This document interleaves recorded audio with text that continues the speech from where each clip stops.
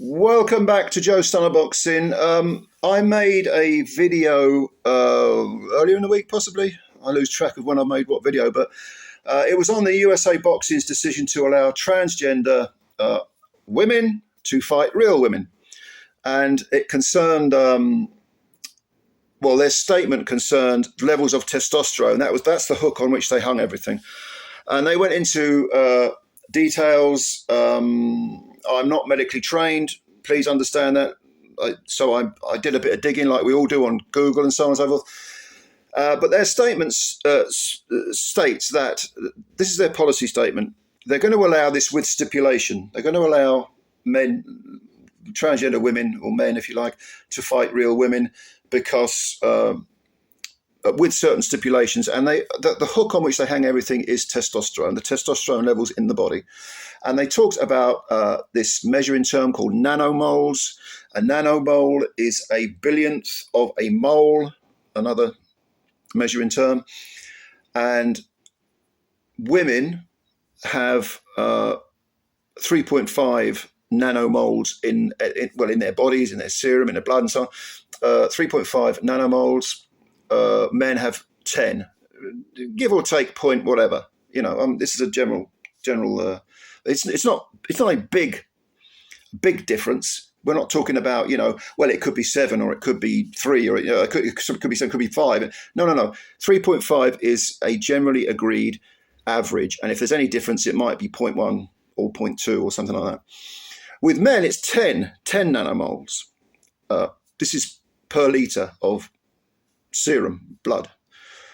And the argument is that if you can get men's testosterone down from 10 nanomoles to 5, not 3.5, but 5, okay, we'll let you fight real women. Now, there is, of course, a glaring question here, which is, hang on a minute, why are you saying 5? Why not 3.5? You just, the medical profession states that 3.5 is the amount of nanomoles in females. Why are you allowing men to only come down to 5? That's more. In fact, that's quite considerably more. And I showed this video to a friend of mine who is feminist, very, very active she's been to demonstrations. She's a feminist and she opposes the transgender ideology because she feels it infringes on women's rights and women's personal spaces and certainly women's sport, which I think is an absolute given. But anyway, and I showed her this video and she sent me this message, and I want to read it to you because she says, on the issue of testosterone, it is very typical for sports governing bodies to allow men with testosterone that's lower than a typical male's, but higher than a woman's, to compete in the women's categories. This is a major complaint of women's sports campaigners, such as Canada's coach, Linda Blade. If I understand correctly, this is done because the drugs currently available, at least as they are prescribed, simply do not get most men's testosterone any lower. Requiring levels to be the same as those of a female would mean turning most transgender males away, even if they have been taking their medication as directed. Now, I thought this was a really interesting statement, and perhaps my friend knows more about this than I do. So I did what we all do, which is another bit of digging on Google. Again, I repeat, I'm not medically trained, but I found documents. I went to the British Medical Association and the American equivalent and Johns Hopkins University and a few others. And I don't want to make any citations here because I only like citing things if I'm absolutely certain that I can back it up. And not only am I not medically trained, but I also found I didn't find anything that specifically talked about this. So I might do a follow-up video if I do, actually, because this is an important point.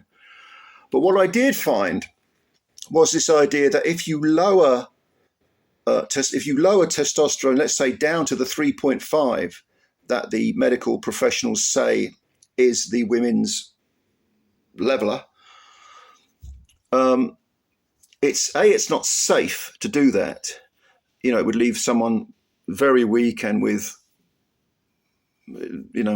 all sorts of other medical issues. It certainly wouldn't make them safe to fight in combat sports.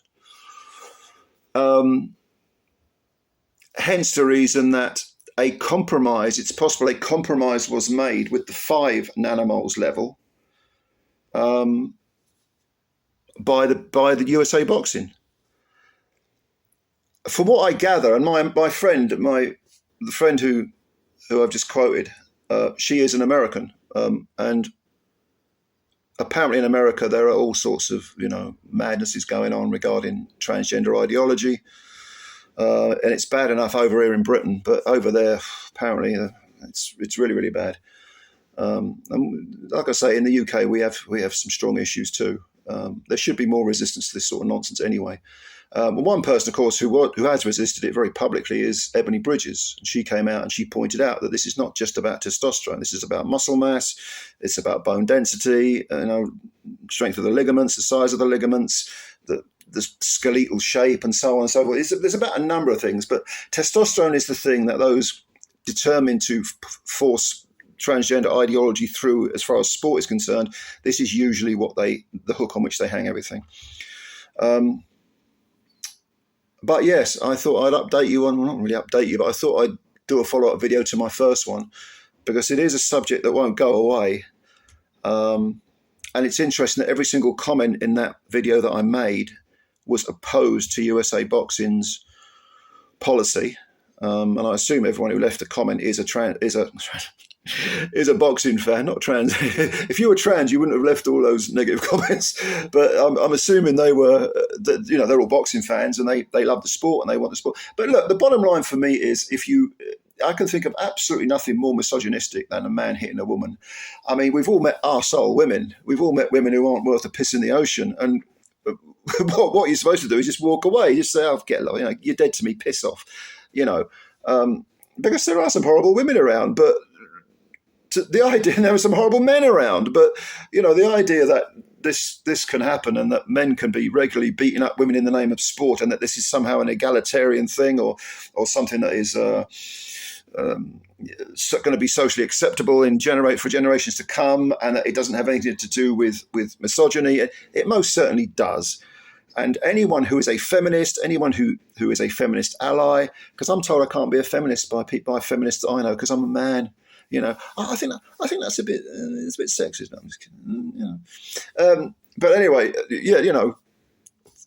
it's nonsense, isn't it? Come on, it's nonsense. We all know it's nonsense. The vast majority of people know it's nonsense. It's just that ruling bodies, corporations, governments, all these people who hold any kind of power, any kind of establishment authoritarianism, are sort of rolling over, or should I say bending over, for people who are peddling a trans ideology. And again, as usual, I say, as we all say, I have nothing against trans people. You can dress how you want. You can pretend to be what you want. You want to call yourself a woman, call yourself a woman. You want to call yourself a man when you're a woman, I don't care, right? But what I do care about is boxing, and what I do care about is women not being beaten up either in or outside of the ring.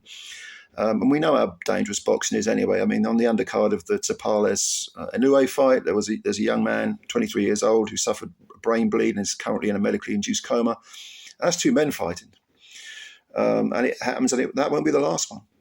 Combat sports are extremely dangerous anyway, without muddying the waters in favor of some sort of misguided, illogical, and rather vain and sort of fantasy. Fanciful at best. A fanciful fantasy. How about that? Anyway, comments below, as always. Leave your comments and I'll answer them. I'll try to answer as many as I can. I don't get the time to answer all of them now because there's so many of them, but I do read them. And please subscribe to the channel if you're new. Hit the like button. Do all that stuff. Just help the channel out. It makes sense. God bless you. Take care. Bye for now.